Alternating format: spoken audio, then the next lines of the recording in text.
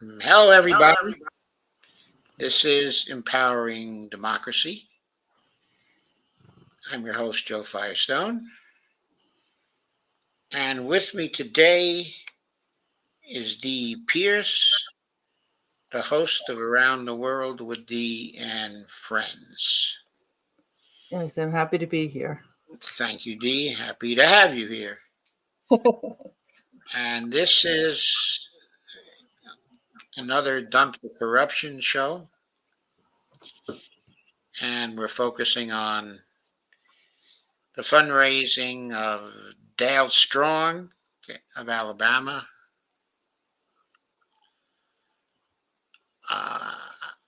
right? Rick Crawford of Arkansas, Ken Calvert of California, Doug Lamborn of Colorado, and Cammack of Florida. They are 5 establishment Republicans. The last 5 that we will submit for the litmus test, our little litmus test, which comes out of the rule that I'm going to present to you now. I'm going to share the screen for the rule.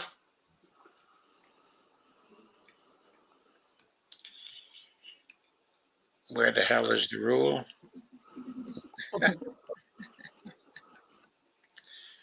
Here it is.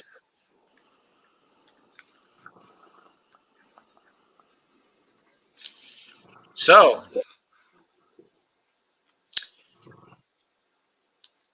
the rule says, vote against every candidate except those who won't take money from wealthy corporations, that is, individuals, PACs, or party committees like the Democratic Congressional Campaign Committee and so on, and who repudiate all super PAC support.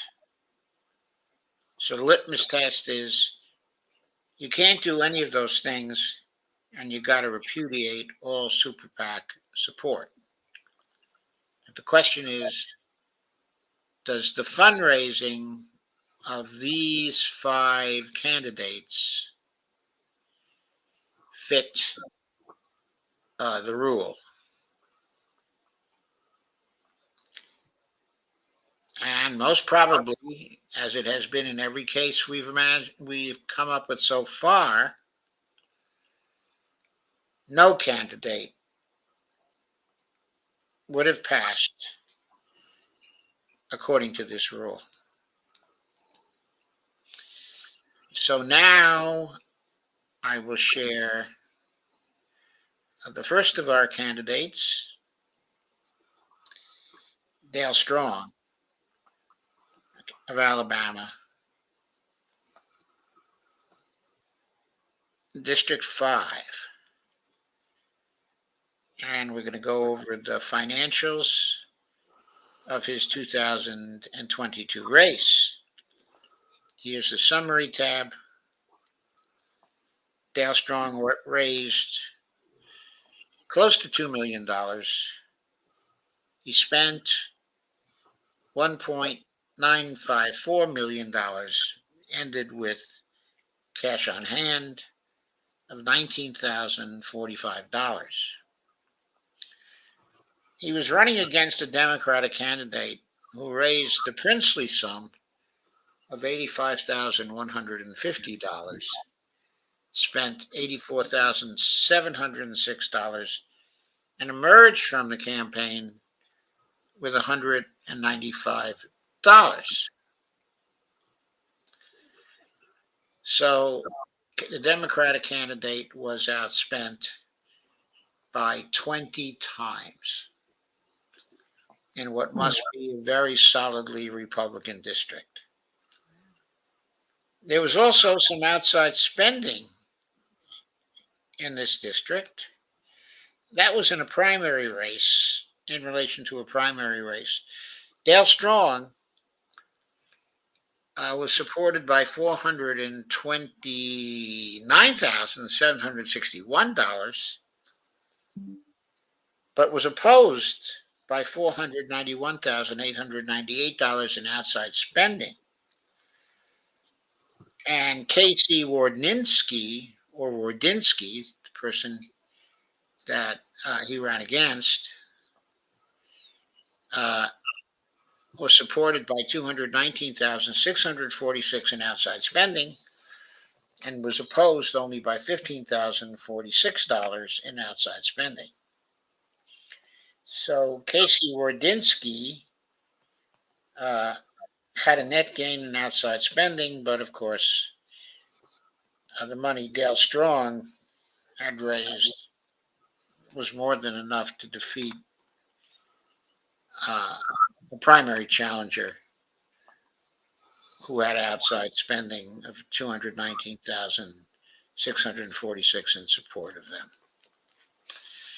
So let's move on to the candidates tab, and let's see where the money came from.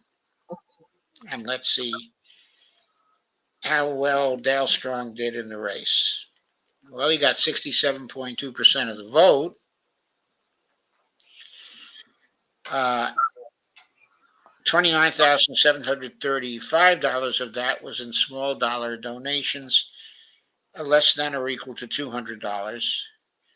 That was 1.51% of what Dale Strong raised.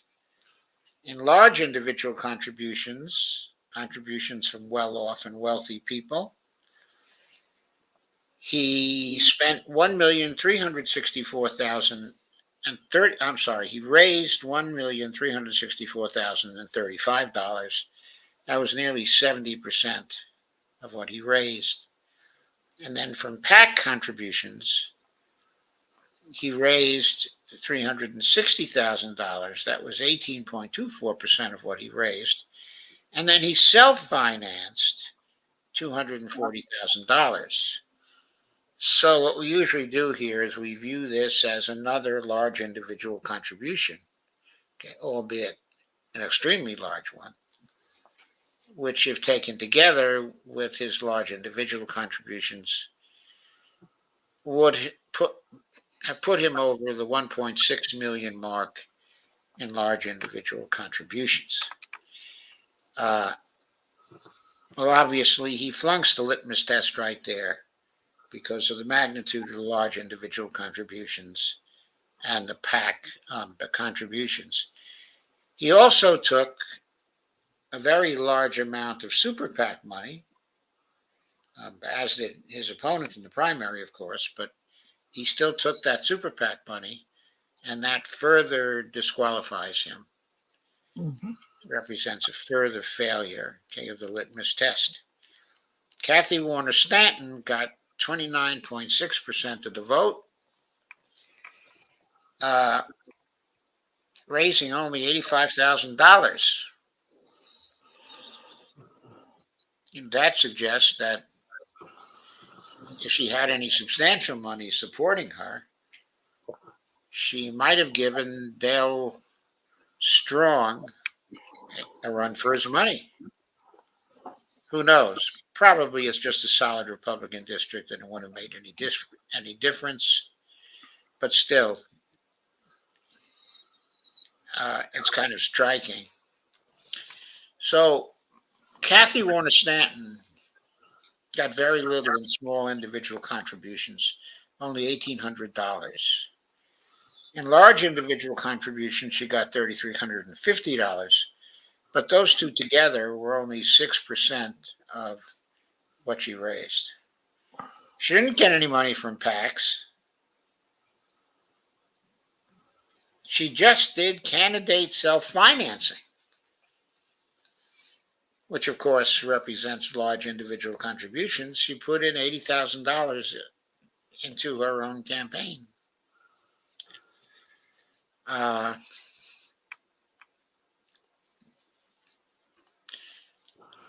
You kind of wonder why she wasn't more successful in getting more small individual contributions. Maybe she just did not try. I wonder what she spent the $80,000 on. Speculating about Dale Strong for just a minute, seems like he spent a lot more money than he had to spend on this race.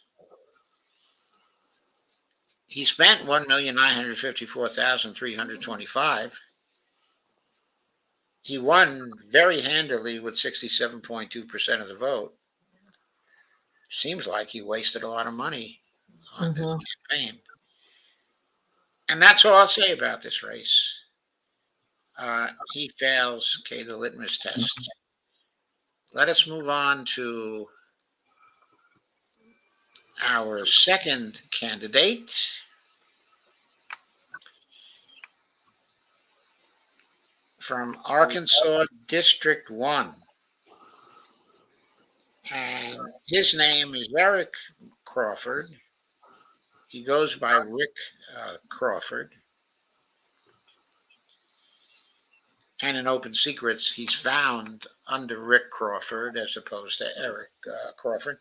He raised about $1.1 million. Spent $646,726.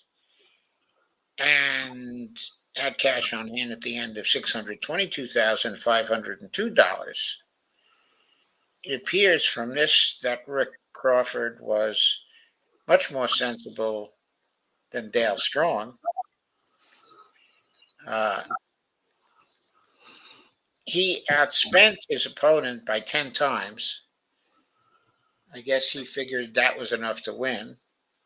His opponent was Monty Hodges,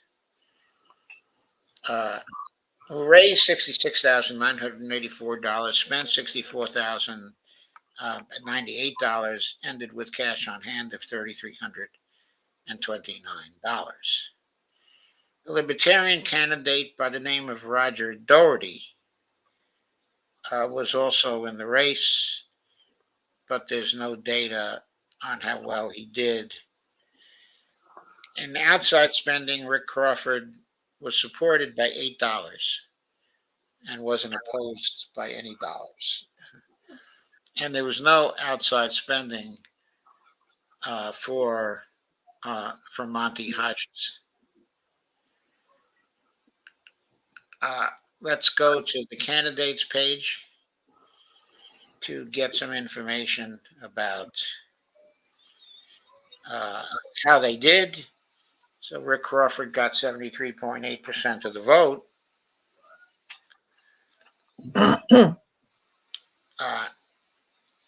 He raised $21,803 in small donations less than or equal to $200. That was 2% of what he raised. His large individual contributions were $461,717, 42.50% of what he raised.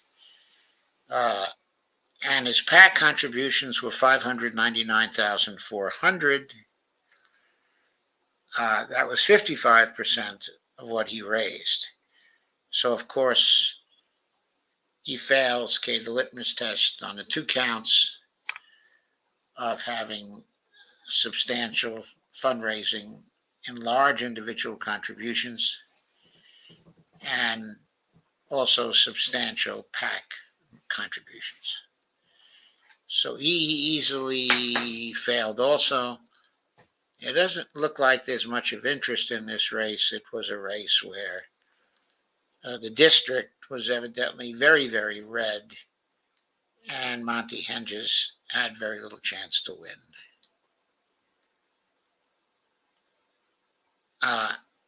Monty Hedges' support was in the area of large individual contributions and candidate self-financing. His large individual contributions were $41,834. Got no PAC money. He self-financed $25,000. So roughly about 99% of his contributions, more than 99%, came from large individual contributions, either of his own or from other people. So he flunks the litmus test too, just to point that out. But of course, it was a solidly red district. There was no chance for him to win. And it might be interesting to take a look at the sectors that contributed to Rick Crawford. Big money from the agribusiness sector, $280,167. $87,150 from the fire sector, $40,000 from the health sector, $137,596 from the transportation sector. Those were his major sources of funds. Did get $9,000 from labor, and also major money from ideological single issue sector, about $90,450. So that's kind of where his money came from. It isn't really too different than for, an establishment Democrat. It's just that his district seems to be solidly red. So quickly moving to our third candidate. He is from California District 41. You need to bring it on the screen. Thank you.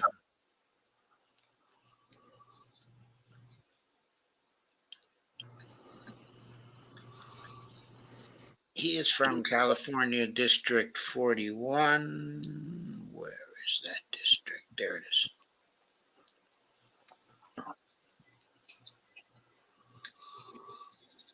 And these are 2022 statistics. This looks like it was a race. The Democratic candidate Will Rollins raised $3.728.672 million, spent $3.683 million, came out of the race with 44,932. A similar amount was raised by Ken Calvert, who was the incumbent and who was the winner.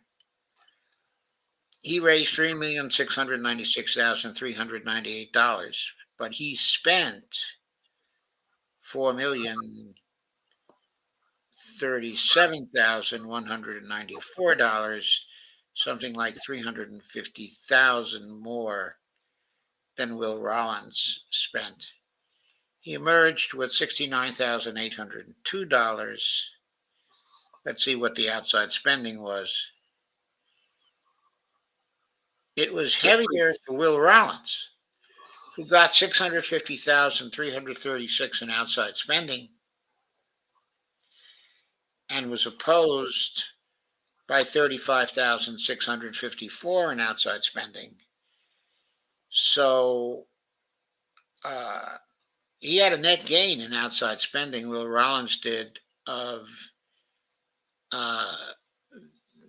maybe $6 million, $20,000. That's close enough. Ken Calvert, who remember was the winner here, as we're about to find out, had $212,945 in outside spending supporting him. But he also had $347,376 against him. So he had a net loss of $130,000 when it came to outside spending, where Will Rollins had a net gain when it came to outside spending of $620,000.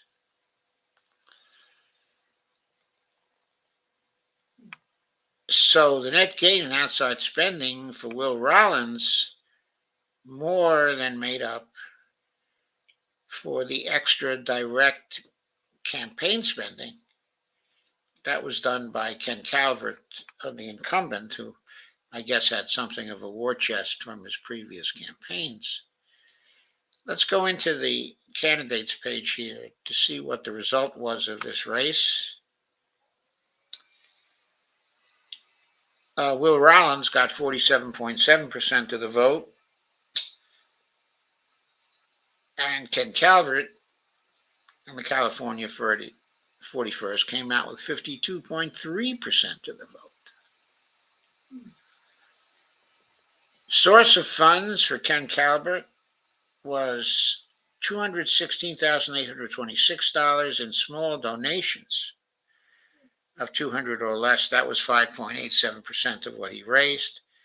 Large individual contributions were close to $2 million, 53.31% of what he raised. His PAC contributions were $1.1 million, about 30% of what he raised. And there were other contributions of $408,262. I don't know what's in that category, but that was 11.04% of what he raised. Now, clearly, he took substantial outside funding funds, even though that category was a net loss to him.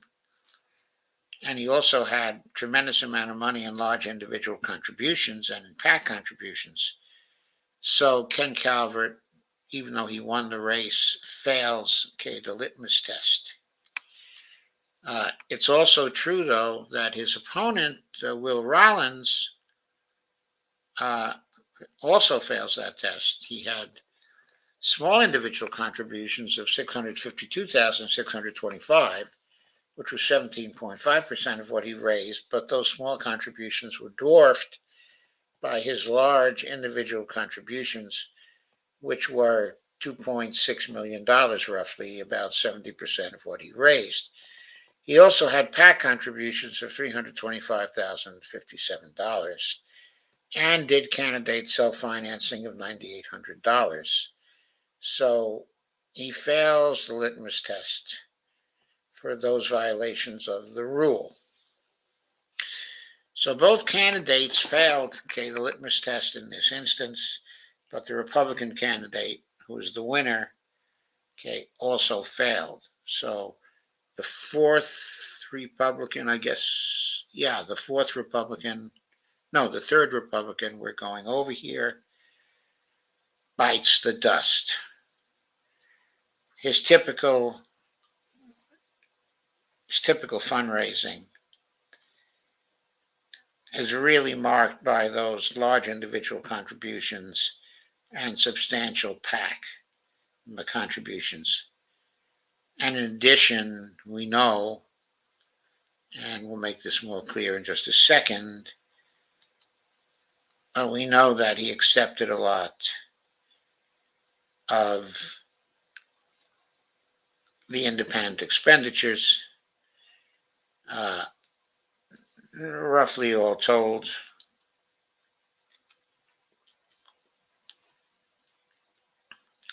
no data on who gave him those independent expenditures, which is interesting. I mean, we know that there were business super PACs or business PACs. There were business PACs, super PACs, labor super PACs, 70,900, ideological super PACs, $248,342 for Will Rollins. For Ken Calvert, I'm sorry, I'm looking at the PACs here. I'm not looking at the super PACs. That's what's been confusing me. So, in PAC money, Will Rollins was roundly outraised by Ken Calvert. He raised about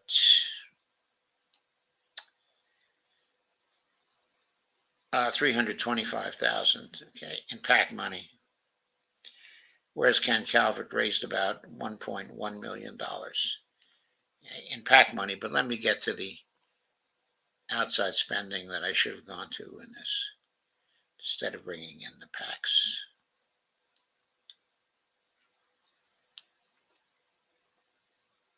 So no, wasn't moving fast. So he pointed out before that there was 212,945 in favor of Ken Calvert and 347,376 opposed to him. Will Rollins had 657,000 in super PAC money favoring him, only 35,654 that opposed him. The major PAC contributors were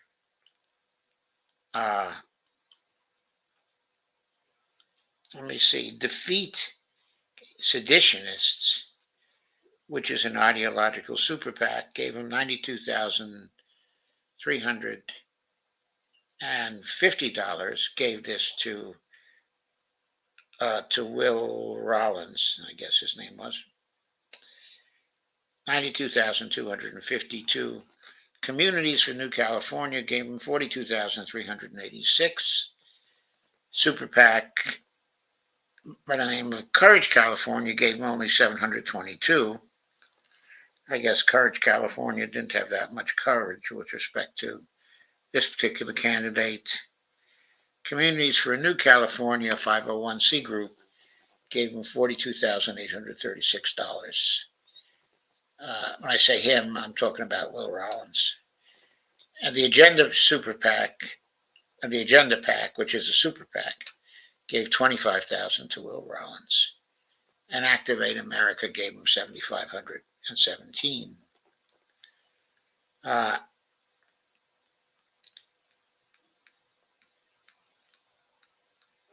Defending Main Street, which is a Republican super PAC, spent $42,000. I don't know, can't tell what they spent it on, of course. A Democratic Club of Southwest Riverside did $4,609 in outside spending. I don't know if that was in support or in opposition to Will Rollins. Probably was in support. Okay, the Democratic Congressional Campaign Committee, which is a PAC, did outside spending of $95 in favor of Will Rollins. Equality California Votes gave $30,965 in support of Will Rollins. I shouldn't say gave, because they didn't give. They made independent expenditures of roughly $31,000, either in favor of Will Rollins or in opposition to Ken Calvert. 153,911 was given by a super PAC called the Grassroots Organizing Wins PAC. And that went to Will Rollins, I believe. Anything else major here? Well, now we start getting to the Republican carry committees or super PACs or PACs that did outside spending. The majority PAC, or Republican Carry Committee, spent $34,715. National Association of Realtors spent about $44,000. $17,000 through its PAC and $28,000 through a 501c group that it has. National Republican Congressional Committee PAC spent $105,000 for Ken Calvert. National Rifle Association surprisingly spent only $7,200 for Ken Calvert. The National Right to Life Victory Fund, a super PAC, spent $3,907 for Ken Calvert. The no vote left behind PAC spent $17,087. I can't tell if it was for Will Rollins or in opposition to Ken Calvert. Let's see. 597,369. The carry committee spent money. I don't think they spent money for Will Rollins, but I think they spent money in opposition to Ken Calvert. 597,000. And so those were the outside spending groups that were active, okay, in the race. As we saw before, Will Rollins had a big advantage. So maybe that $597 was in support of Will Rollins and not against Ken Calvert. But there was $347,736 spent in opposition to Ken Calvert. We have to keep that, okay, in mind. Anyway, we've established both candidates flunked the litmus test. So there we are. We are now. Am I still sharing this, Dee?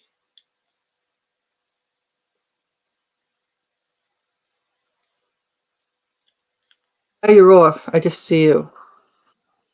Okay, thanks. I think I lost it when I took that out.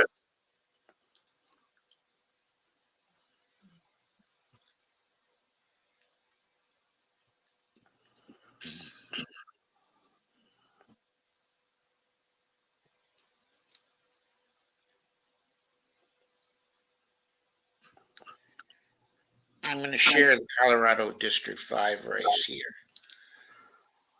So here's the fourth Republican candidate. His name is Doug Lamborn. He was the winner.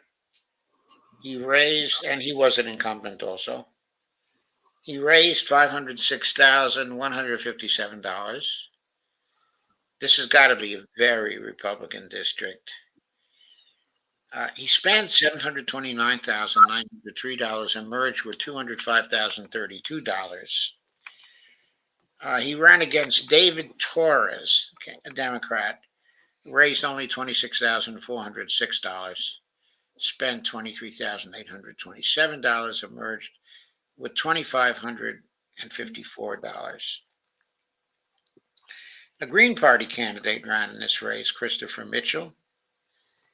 He raised $5 and he spent $5, and he emerged with only $0.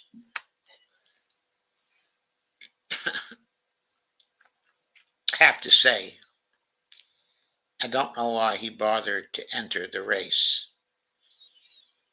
There was outside spending on a Democratic candidate named Jillian Freeland. There was $8 supporting her and nothing opposing her. I'll be taking a look at more outside spending later.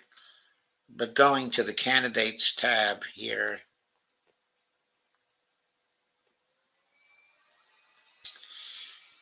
we have Doug Lamborn winning with 56.0% of the vote.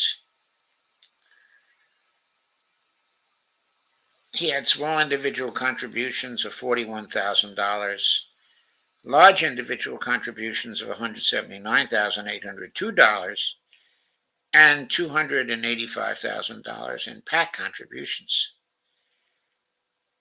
And so, even though he won, he clearly failed, okay, the litmus test based on his large individual contributions and his PAC contributions.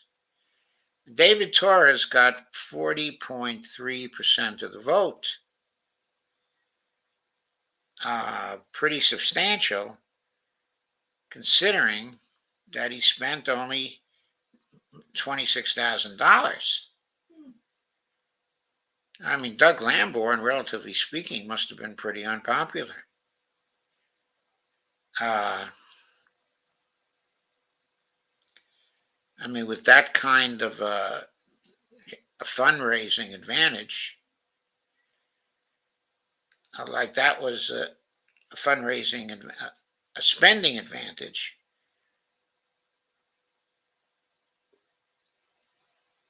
of something like maybe 25 times. Uh, and his opponent still got 40% of the vote, 40.3% of the vote.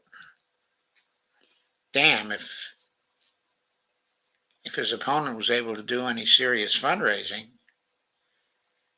it looks like Lamborn might well have been defeated. Anyway, for Lamborn, there were small individual contributions of $10,756. That was 40.7% of what he raised. $12,250, 46.39% of what he raised. He got some PAC money. He shouldn't have taken it. Certainly, it was only $900, 3.41% of what he raised. He did spend $2,500 of his own money. So he funked the litmus test based on the large individual contributions and the fact that he did take some PAC money and he did do some self-financing as well. Christopher Mitchell, the Green Party candidate, who spent only $5, still got 1.2% of the vote.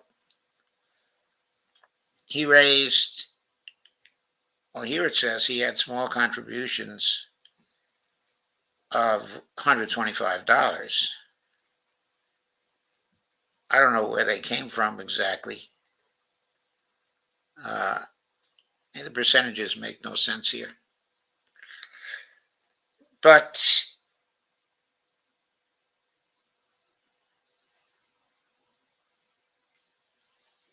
his campaign was mostly based on small individual contributions.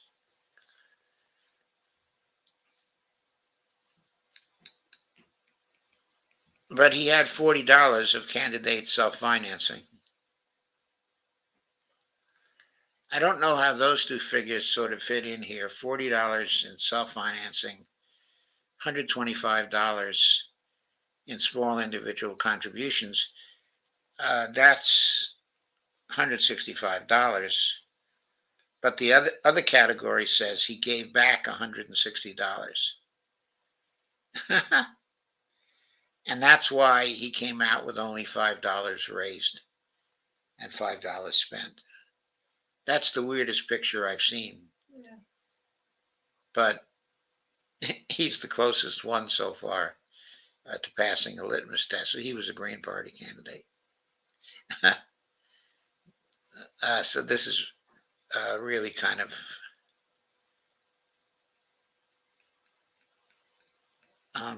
funny. But that's where we are. The fourth candidate,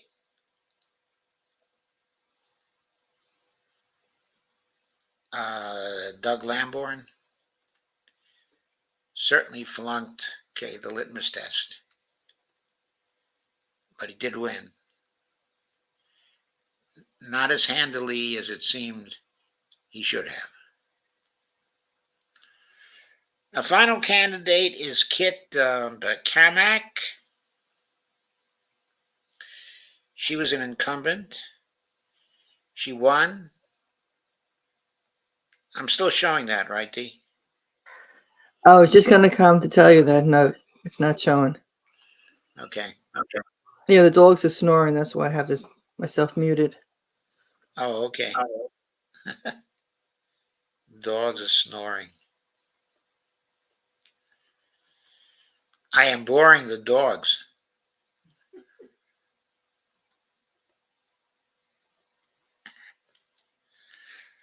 Okay, Kit Cammack had $2.259117 raised, 2.251568 spent, ended with cash on hand of $39,402. Danielle Hawk, her Danielle, I should say, Hawk, her Democratic opponent, raised only $77,000, spent only $49,000, close to $50,000, emerged with $5,347. She, the Democratic candidate, was outspent by, 10 times, 20 times. Looks like about 25 times by the Republican candidate, Kit Cammack. The Libertarian candidate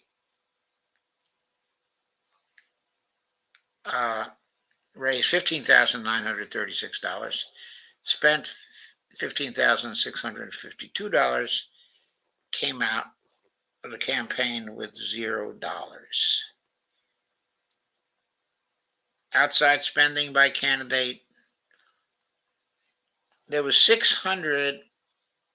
almost $619,000 in outside spending in support of Cammack.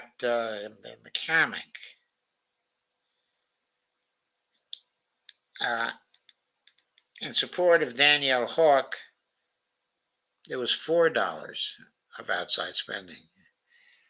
There was also $0 opposing Cammack and $0 opposing Danielle Hawk.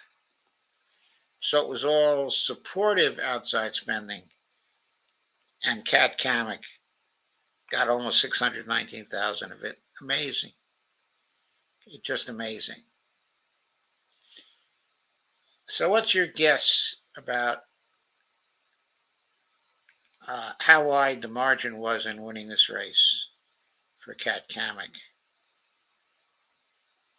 Sometimes one gets surprised by, 62.5% of the vote went for Cammack.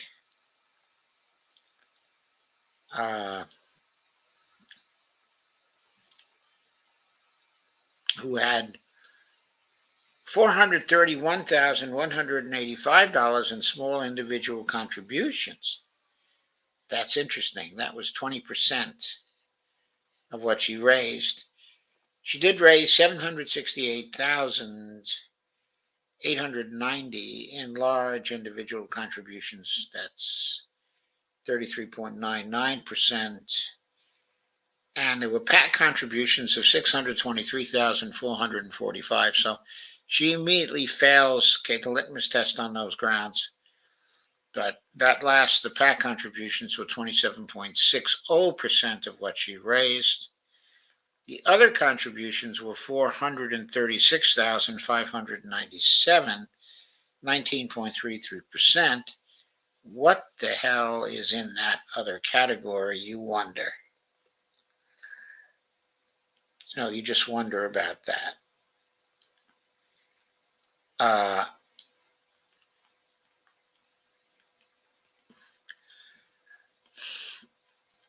Danielle Hawk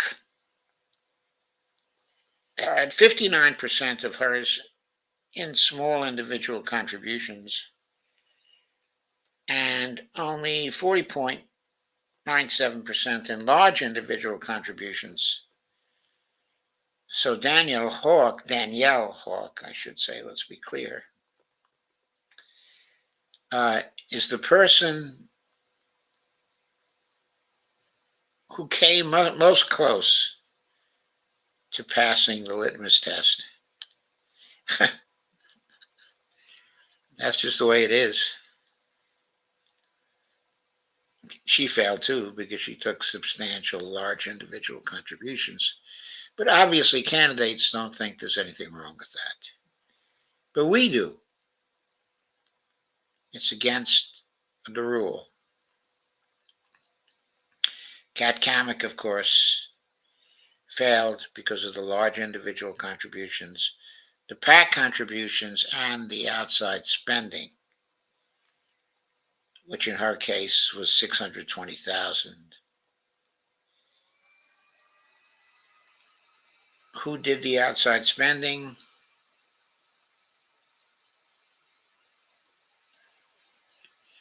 The American Dreams PAC, Super PAC, spent $247,000 just about in support of Cammack. Also, Americans for Security Action spent $370,442 in support of Cammack.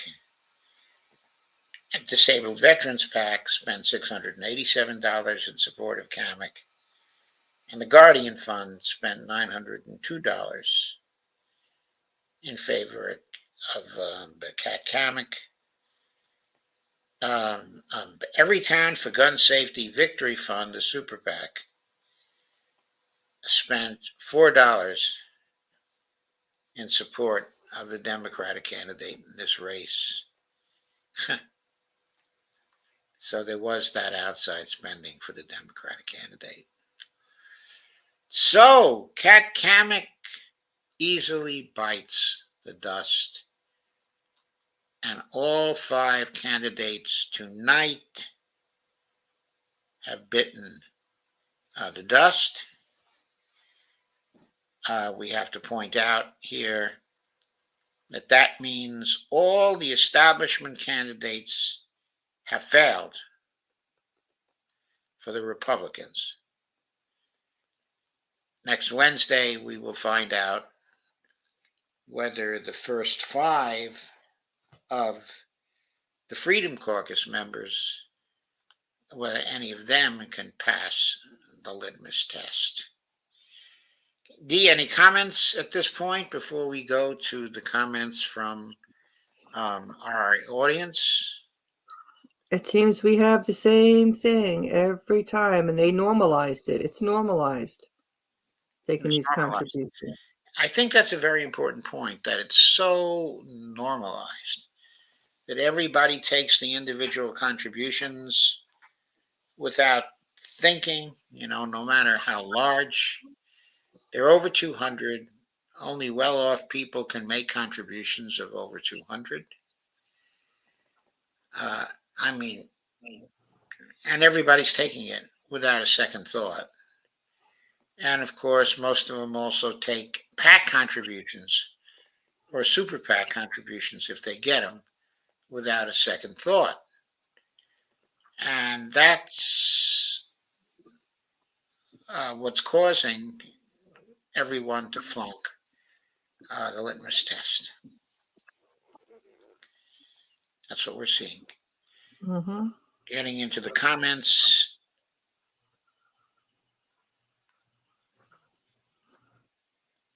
So, Robert said, I can see Dale Strong failed. Okay, the litmus test. Steve Wolfman says, hello, everybody. And everybody greets everybody. This is about 9:18. Steve says, hi, Robert and Kay. Dee says, hi, Steve. Hi, Robert. Hi, Dee. Hi, everybody. Robert Copeland says, Joe, looks like Ken Calvert is in a purple district. That's the California 41st. Yeah, it does look like he was in a purple district. It looks like Will Rollins almost won that race, or came close anyway. And I think Ken Calvert must have been more clever than Will Rollins in the actual running of the campaign, because he actually had less money when you take everything into account. And both of them raised a lot of money. So Ken Calvert's message was just perceived as, as more attractive. So it would be interesting to know what the positions of Will Rollins were, and whether it was a case of a centrist beating a centrist. That might have been it. D, I sent Doc an article by Democracy Now! On Israeli using facial recognition to control Palestinians. Operation Red Wolf. Yes, I saw that. Actually, I saw it on Democracy Now! And then I went on, before that, I went on to the web, and there's a PDF on it.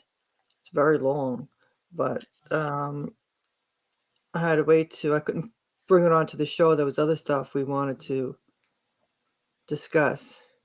But Right. that is something that, I want to discuss and have a show on. I'm glad he brought that up Okay. because it's one of the things that are on the agenda. Thank you, Steve. Steve says, I wonder if AOC could pass the test these days. I think in her first election, she probably did pass.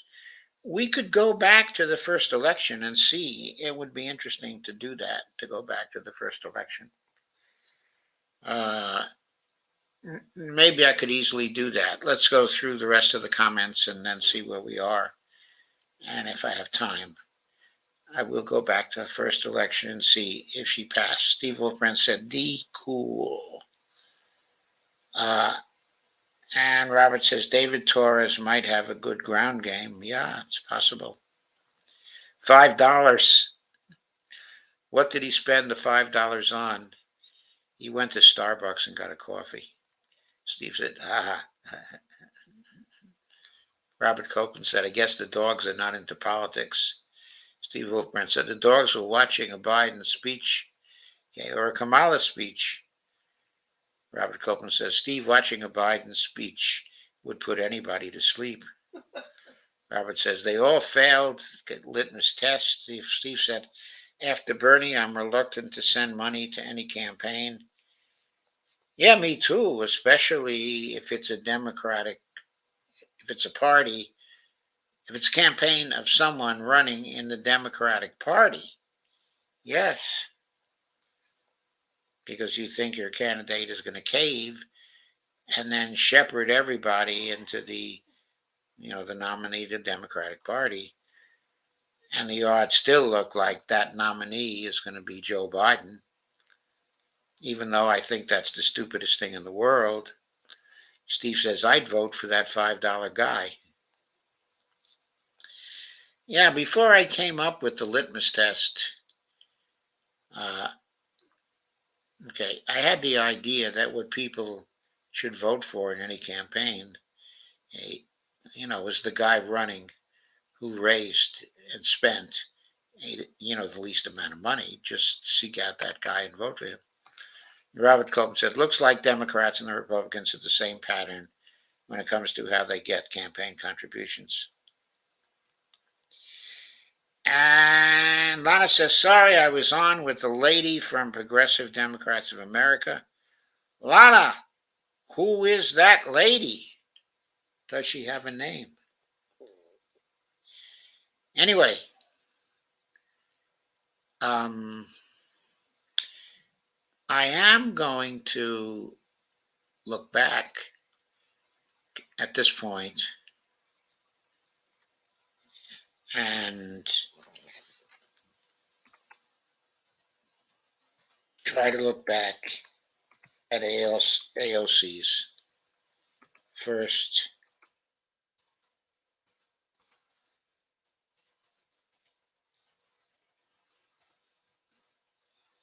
race.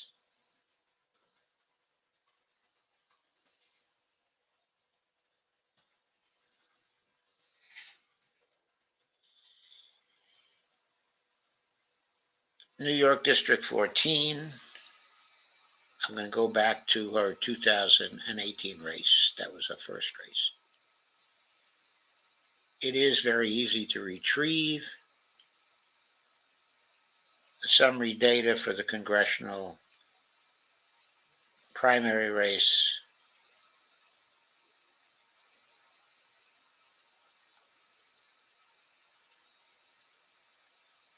Oh, wait a minute. This is not. Oh, it just gives the congressional primary date. It didn't give the summary data. She ended up running against a Republican by the name of Anthony Pappas. She raised, for the general election, $84,838. Spent $1,673,699. Was left with cash on hand of $368,811. Her Republican opponent, Anthony Pappas. Actually, you don't have it on the screen. Oh, thank you. It is rather illuminating.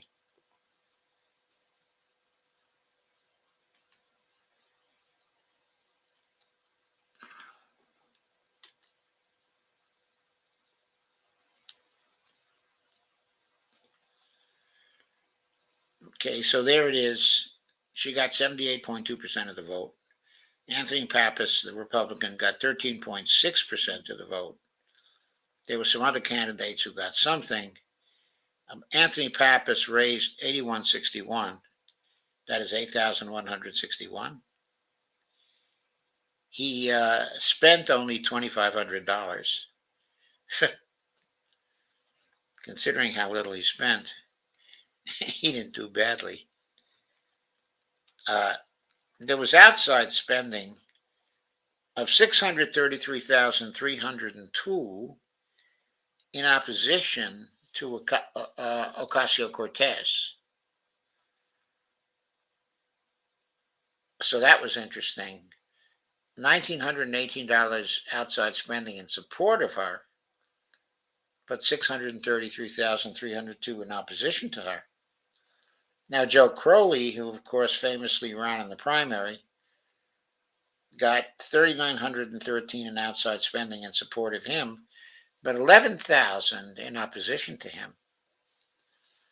So both of them were net losers in the outside spending, but Ocasio-Cortez got slaughtered in the outside spending. Of course, according to the litmus test, she would have had to repudiate the outside spending anyway. So, in effect, the outside spending repudiated her. So, there it is. So, let me go to the candidates page, see if there's more information. But yeah, this first race is really interesting. She got 78.2% of the vote, as we earlier noted. Her small donations was 61.6% of the vote. But, everybody, and that amounted to $1,284,308. However, everybody, those large individual contributions greater than $200 were $756,928, 37% of what she raised. And her PAC contributions were $75,428, 3.62% of what she raised. So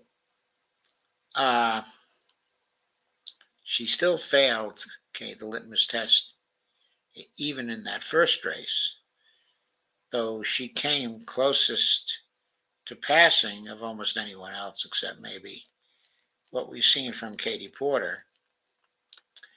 I'm also going to take a look at what happened to her. Well, first I want to look at this outside spending. That's very interesting. I mean, that should be very interesting here, what kind of outside spending there was against her.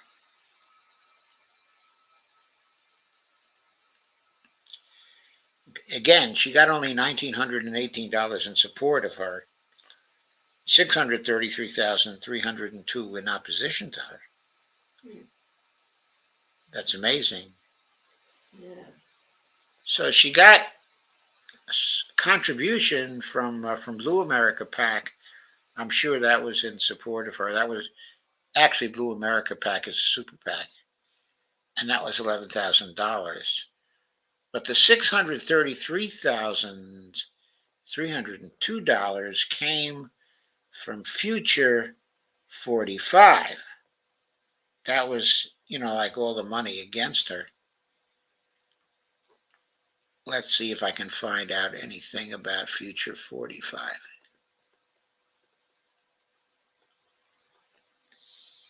In 2018.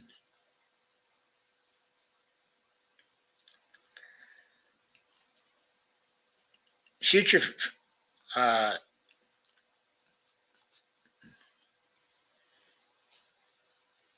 Future 45 independent expenditures were $4,469,389 against Democrats in 2018. It might have been just a pop-up super PACs.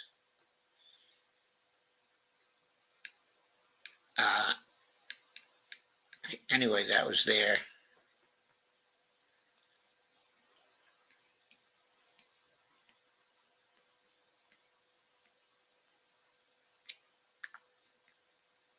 This same group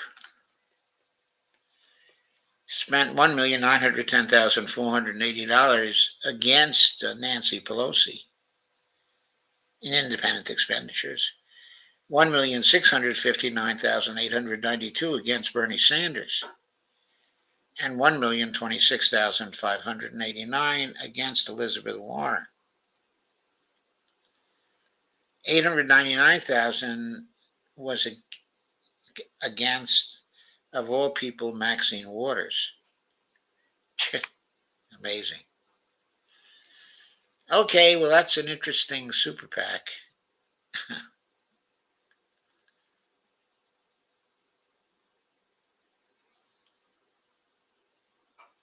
Okay, am I still showing? No. Yes, I am. Yes, you are. Okay, so what I want to do here now is I want to go back to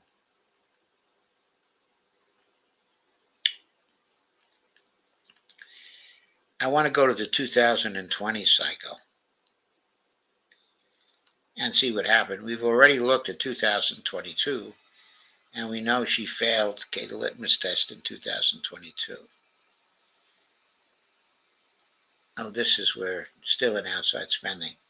I'll go back to the summary data for 2020.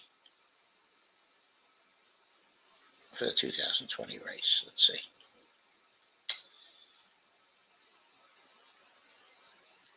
So for 2020,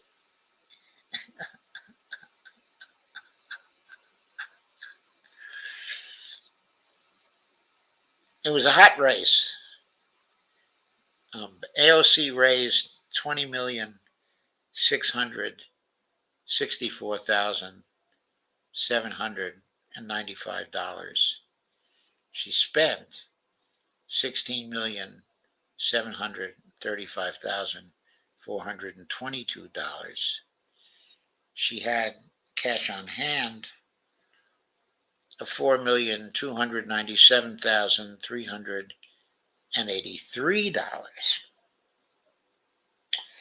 Her opponent, John C. Cummings, spent $11,140,937 in this race. I'm sorry, raised that much. Spent $10,947,758. Had cash on hand of $193,228. Outside spending by candidate, there was $264 in support of AOC and $145,754 in opposition to AOC. Only $59 in opposition to John C. Cummings. There was $7,000 in support of Joe Crowley. Nothing in opposition. And Michelle Caruso Cabrera, who was somebody stalking AOC in the primary, got supported by $11,749, but nothing in opposition. I'll be taking a look at the outside spending some more. But ALC's fundraising and spending directly for her campaign was really astonishingly high in 2020. I think it was even higher in 2022. But she had become, obviously, a fundraising machine. Looking at the candidates tab,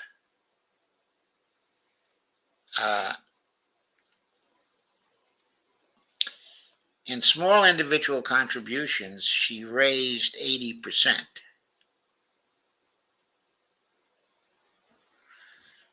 $16,434,594, which was enough by itself to win very clearly. Okay. She won, hands down, with 68.7% of the vote. She spent $16,735,422. She could have not taken anything else and still won the primary and the general, because she only spent $16,735,422, and that was only roughly $300,000 more than she raised in small dollar contributions. Her large individual contributions, which failed on the litmus test, were $4,240,381, 20.52% of what she raised. She did get some PAC contributions, and take those. They amounted to 0.29%. She could easily have foregone the PAC contributions, just not taken them. They were about $61,000 in total amount. I'm going to see who those PACs were, what those contributions came from, where they came from.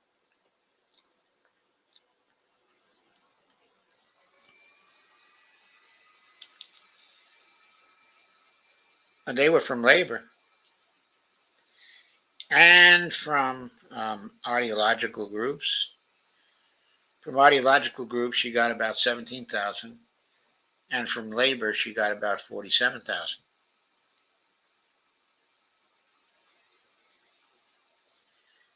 And that's all she got from PACs. So that was interesting. I'm going to take a look at the outside spending category now and see what was going on there.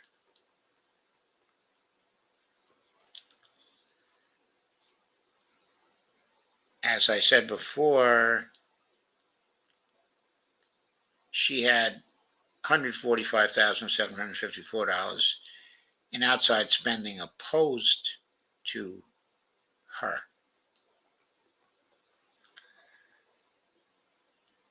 The Club for Growth spent $4,873, most probably opposed to her. Congressional Leadership Fund, $5,554 in opposition. Ending Spending Action Fund, $47,000, I think, in opposition to her. Were there any other Republican groups that spent against her? Yeah.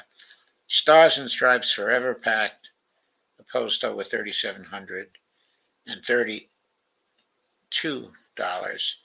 There was a Stop the AOC PAC, a carry committee. They spent $68,347 against her. That doesn't amount, those quotations I just gave, doesn't come close to amounting to, oh no, it does now. Ending Spending Action Fund. Yeah, that accounts for the $143,000. Those contributions, okay, that I already read off, was Republican groups doing outside spending to try to get rid of AOC in her second run.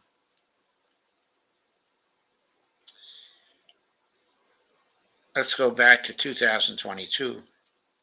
Again, now that we have everything fresh in our minds for 2018 and 2020, and we'll go over that briefly. In the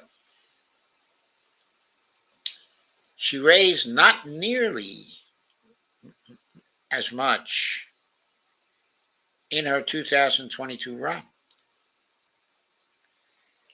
She raised $12,304,000, spent $11,141,626, ended with cash on hand of $5,188,366. Her Republican opposition, Tina Forte, got $1,477,876, spent $1,472,842, cash on hand of $5,033. Desi Cuellar, who appears to be a Green candidate here, but simply designated as a third-party candidate, raised $246,403 and spent $240,040, emerged with $1,363.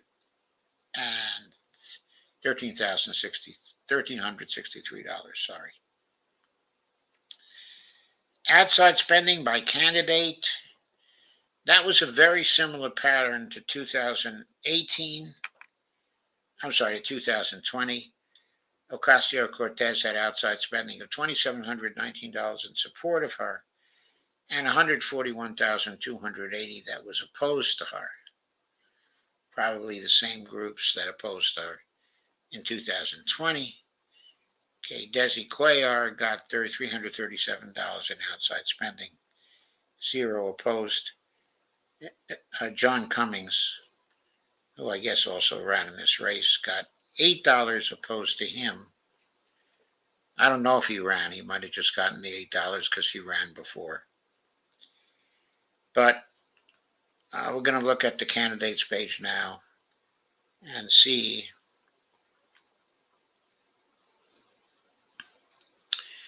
AOC got 70.6% of the vote. Small individual contributions this time were at 68%, so they had fallen as a percentage.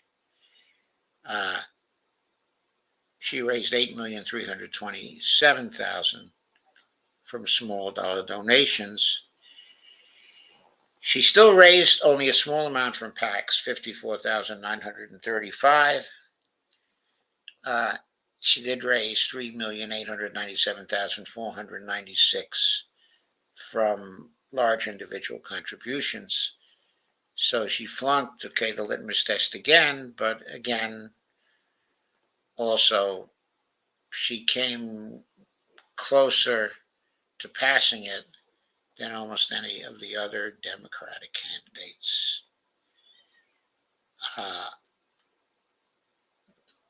Tina Forte had a lot of small individual contributions also, 68%, just about as high as AOC as a percentage. $1,006,768. Large individual contributions, $509,220. They were 34.46% of what she raised. Her fundraising pattern was very similar to AOC's. It's very similar, just much less in scale. But the pattern of who she raised from was very, very similar, just different in scale. People think it's no problem to take those large individual contributions. Desi Cuellar,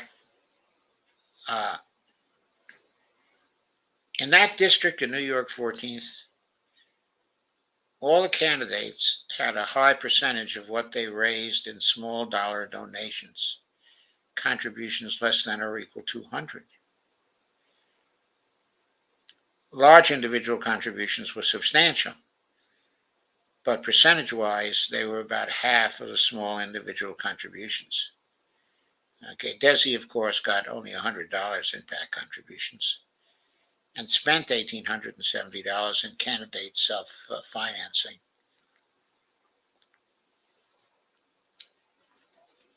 So I thought that was very interesting altogether. What say you, Dee?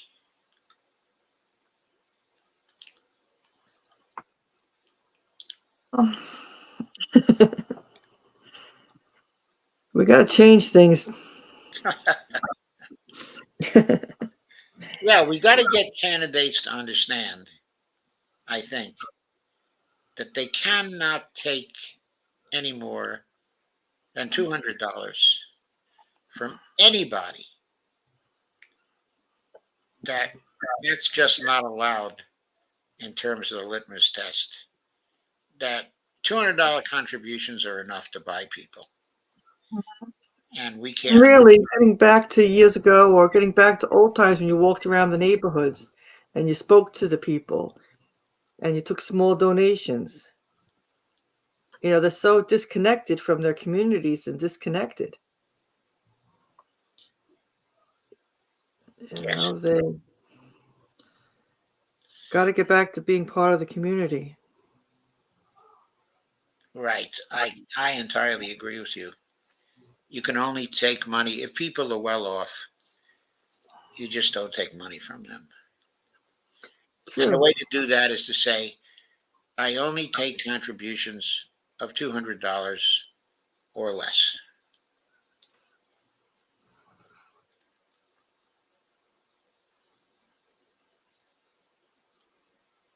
Right. And actually, too, also show by your actions that you really believe in in certain things you're saying. You know, if you have large people that want to give contributions, don't give it to me, but give it to a cause that you believe in. That show me, you know, who you are, really. Yeah, like for example, give it uh, to Medicare for All organizations, Exactly. okay, or to Green New Deal organizations. So Lana said she was talking to Judy Miller from Washington State, who is a lady with the Progressive Democrats of America. Steve Wolfbrand says, "I'm back. What happened?" Robert Copeland said, "Joe was just reading the comments." Kay Ryan says, "PDA is usually good." Yeah, they're usually good, but they're also vote blue no matter who, I'm afraid. So in the end, if you're angry at Bernie Sanders for shepherding you back into the Democratic Party, you got to be just as angry at the PDA for the same reason. Right. The claws come out in the end. Steve Wolfbrand says, "Doc, I was so excited when she first got elected." Steve, I was so excited too. I was excited about her and Rashida. I wasn't that excited over Corey, but Rashida and Ilhan, I was really excited for all of them. But AOC and Rashida, I was really excited over those two. K. Ryan said, "Me too, Steve. Did the $5 guy spend the money on stamps?" I don't know. I'm thinking he spent the money at Starbucks. Robert Coleman says, "Steve, that wouldn't buy that many stamps." And Steve Wolfbrand said, "Joe Biden is locked up in the basement." Lana says, "We have to fund the candidates we like, or else they will need the big dollars. I've come to think of it like the gambling table. Only drop as much dollars as you are willing to lose. If you win, great." Steve says, "Hi, Lana." Steve says, "I'm going with RFK Jr. Hope I'm not, deceived again. I feel the same way, Steve. But we have to press the RFK Jr. for whether, if a Democratic primary runs badly for him, he will still run, okay, as an independent. I really want someone to make that commitment and to follow through on it. That if we support them and they get hundreds of millions of dollars from us, they're in it to the end, whatever the Democratic Party says. So Robert says, starting next month, I'll donate to 2 people that are running for the Sacramento City Council. And Lana says, hey, Steve and Robert and Kay and Dee and Joe. Robert Copeland says, hi, Lana. Steve says, Robert, you and me never give up. Much love to you, brother.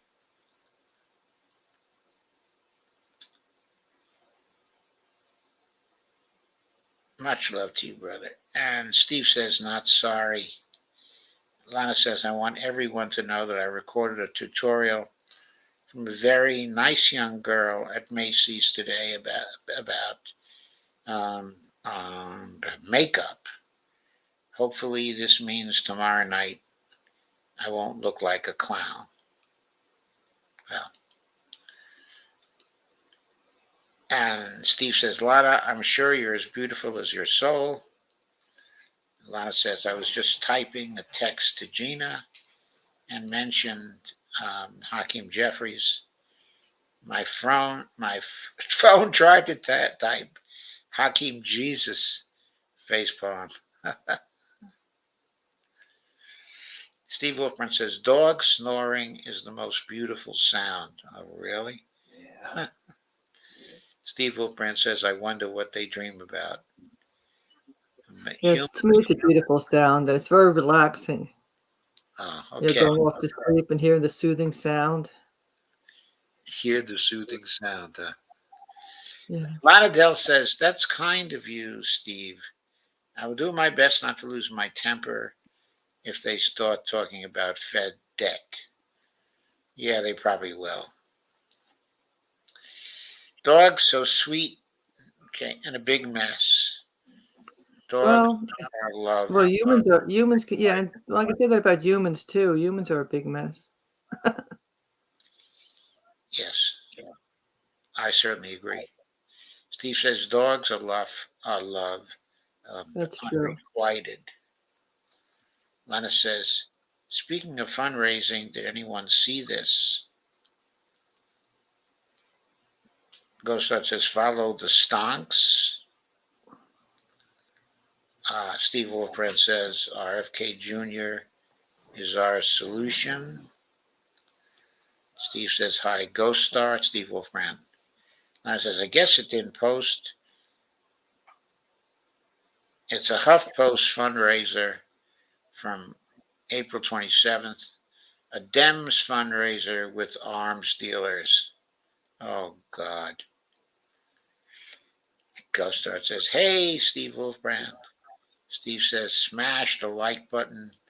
Thank you, Steve Wolfbrand. Yes, why don't I say that? Smash the like button.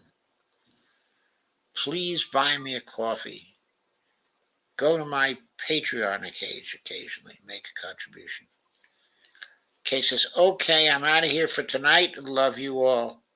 We love you, Kay, as well.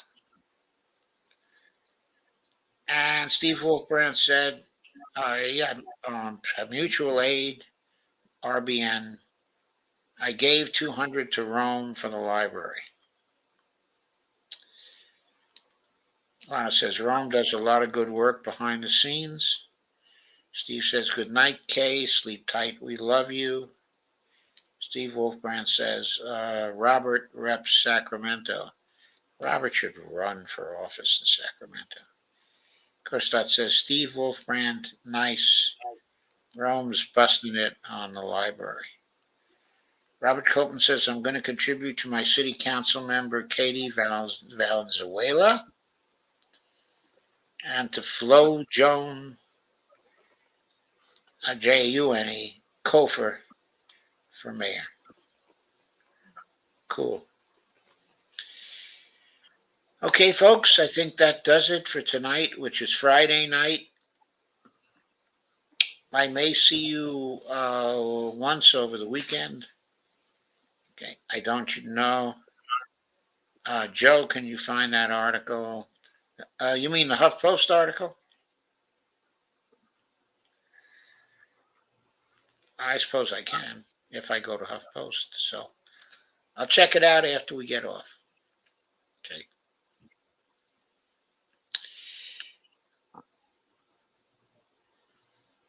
Yes, I will check it out after we get off and let you know what I think.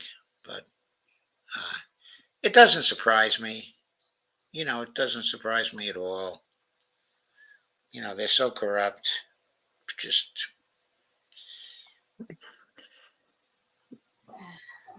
Yeah, send me. that's what you end up with. So Lana says, okay, thanks. There was some things maybe I do want to say about some other related issues or not so well related issues. I did see a piece from Medea Benjamin and Nicholas Davies in LA Progressive on foreign policy, what our foreign policy ought to be in a multipolar world.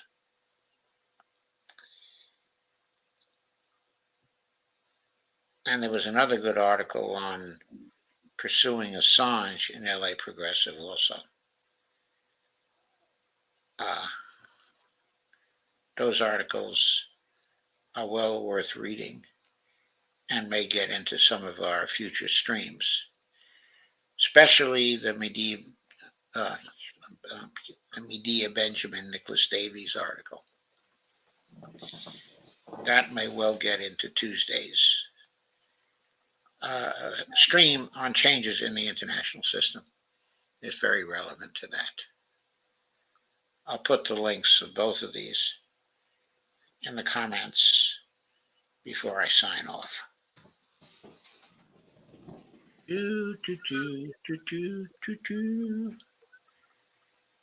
Lana says, I may have sent it to you on Twitter. Okay. On Twitter. Twit. I tried to put two links in there. Yeah, I took it in one message. So there you go, folks. Two good pieces. I'm going to sign off now. It's the end of my formal week, other than my ad hoc appearances. I'll be back on Tuesday. RFK has promised to pardon Assange. Do you hear me? Yes, I hear you. I knew this already. I'll say now, I am very favorable to RFK. I think he is the most promising of the candidates. His experience in politics greatly exceeds the experience of Marianne in politics. And even though I like her positions, I like her stances, and I really like her, I think that RFK is the better presidential candidate. Yes, I agree. I feel the same way. Okay. And okay, I am not bothered by his position on vaccines. I take vaccines myself. I am fully vaccinated, as of now. But I think his position on the dangers of vaccines is a very reasonable position. Okay, and I kind of agree with it. And and it's important to know the facts. And the facts shouldn't be hidden. Yeah, the facts should not be hidden. All kinds of people are trying to smear him with sort of drive-by comments that he's a vaccine nut. And it's obvious from the tweets that are coming out that they know absolutely nothing about what his position is on vaccines. It's much more nuanced than they present it, and they're presenting it as before the purpose of defeating him. In other words, that's what it's about. It's purely political comments on Twitter. They're not really serious comments. Okay.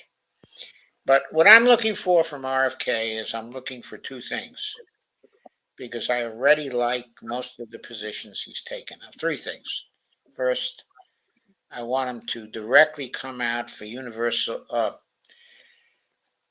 Medicare for all, or for his own variation of the Medicare for all bill that is a true Medicare for all bill. You know, the HR 1976 is not the only Medicare for all bill.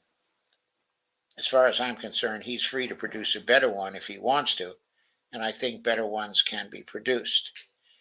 So I'd like to see him take a more specific position with respect to Medicare for all. Other thing I want him to do is make a commitment to stick it out. And by the end, I mean, I want him to stick it out until election day. And if there are legal issues raised by the campaign, I want him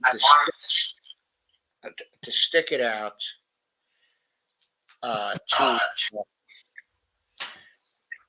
to resolve the legal issues, to fight the legal issues in court, as long, of course, as people who contribute to his campaign, okay, are willing to continue to fund him. Okay, in other words, I want him to end because he's fighting for us.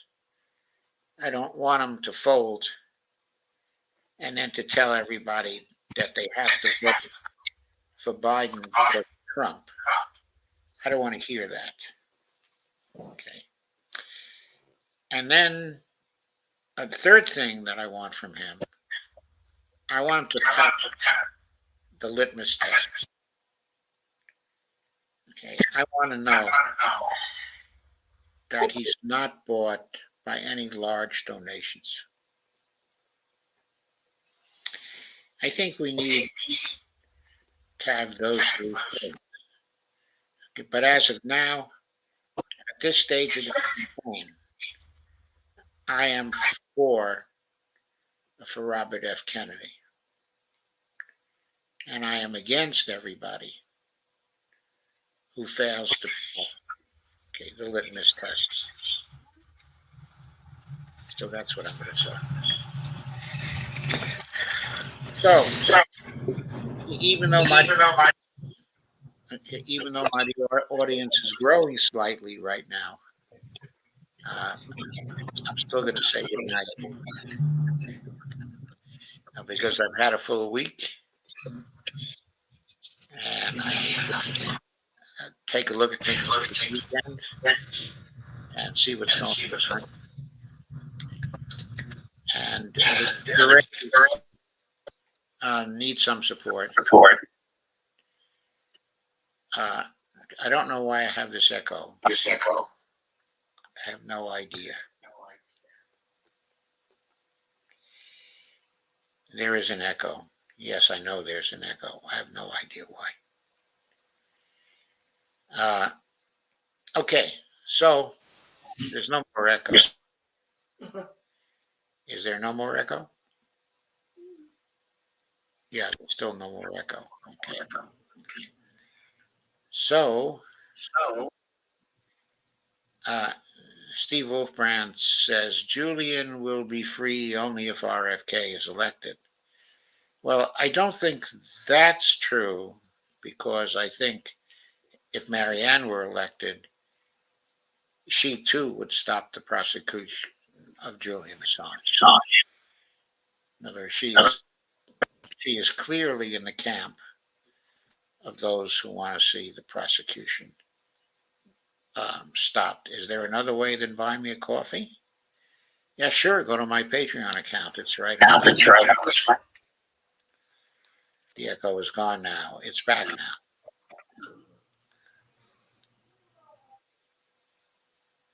now. somebody says J.A. wrote a letter to Charles in charge, face green, smiling. Yeah, maybe it would do some good to write a letter to Charles. I don't know. The coffee thing wants someone to set up an account. I would rather send a few dollars another way, if possible. Well, you can send a few dollars to me. You can send a few dollars to buy me a coffee, and you can send a few dollars by Patreon.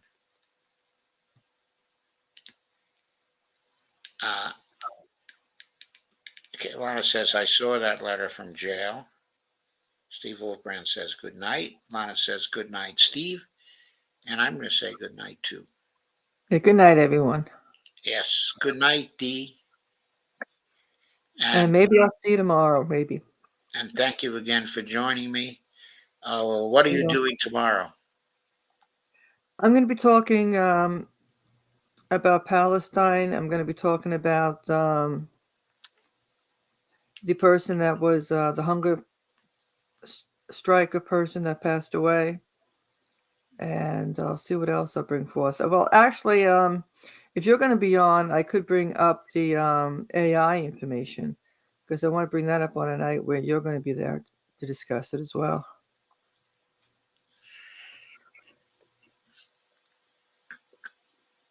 Were you planning on doing anything Sunday? I can do it on Sunday if you want me to do it on Sunday.